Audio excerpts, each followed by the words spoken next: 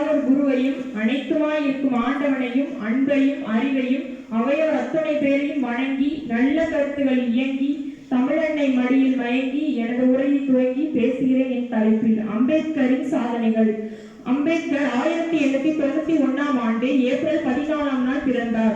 ஒடுக்கப்பட்ட குடும்பத்தில் பிறந்ததால் தொடக்க கல்வி பயிலும் பொழுது பல இன்னல்களுக்கு ஆளானவர். எந்த ஒரு ஒடுக்குமுறையும் இவரின் கல்வியை தடுத்து நிறுத்த முடியவில்லை. உயர்கல்வி பயில்வதற்காக அமெரிக்கா சென்ற முதல் இந்தியரும் இவரே. சுதந்திர இந்தியாவின் முதல் சட்ட அமைச்சராகவும் தொழிலாளர் நலத்துறை அமைச்சராகவும் பணியாற்றினார்.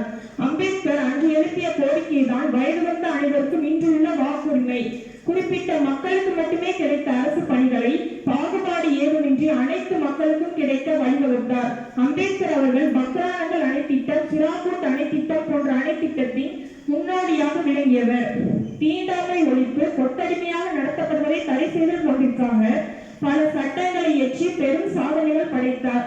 அம்பேத்கர் இயற்றிய இந்திய ரூபாய் பிரச்சனைகள் தீர்வுகள் என்னும் நூல் பொருளாதாரம் குறித்த அரிய ஆலோசனைகளுடைய புத்தகம் ஆங்கிலேயர்களையே ஆச்சரியத்தில் ஆட்டியது. அம்பேத்கர் அவர்கள் வரையறுத்த வரைமுறைகளில் சட்ட திட்டங்களில் தான் இன்றைய ரிசர்வ் வங்கி இயங்குகிறது.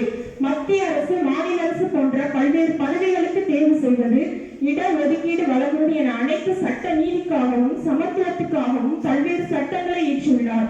அம்பேத்கர் என்னும் பெயருக்கு இந்தியா மட்டுமின்றி பல்வேறு நாடுகளிலும் தனி பெருமை உண்டு.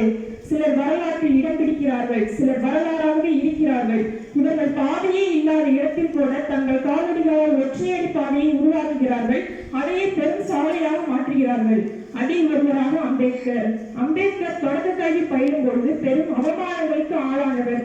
ஆனால் அவரின் வாழ்வில் கல்வி என்பது கல்வி ஒன்றுதான் தனி மாணவனை மட்டுமல்ல, ஒரு குடும்பத்தின் தலையெழுத்தையே மாற்றுவதற்கு வல்லமை வாய்ந்தது. அப்படிப்பட்ட கல்வியை பெரும் அவமானங்களுக்கு நடுவில் கற்று சட்ட புத்தகத்தில் இடம் பிடித்தது மட்டுமல்லாமல் சட்டத்தையே எழுதி தந்த சட்ட மேதையை பற்றி பேசுவதற்கு வாய்ப்பளித்தார்.